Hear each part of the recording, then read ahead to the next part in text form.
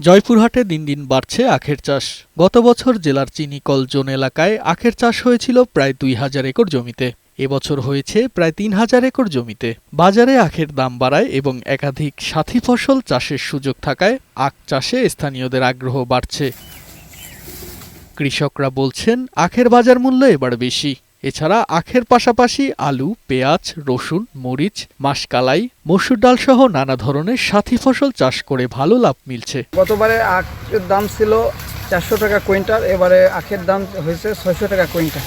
এই জন্যে কৃষকরা এখন আখ চাষের দিকে অগ্রসর হচ্ছে। আমরা আখ চাষ করি, আখের সাথে সাথী ফসল আবাদ করা পারি, এই জন্য করে আমরা আখ চাষ করেছি। চিনিকল কর্তৃপক্ষ বলছেন আখ চাষ বাড়াতে কৃষকদের আর্থিক সুবিধা প্রদানের পাশাপাশি বীজ, সার, কীটনাশক সহ সব ধরনের সহায়তা ও পরামর্শ দেয়া হচ্ছে।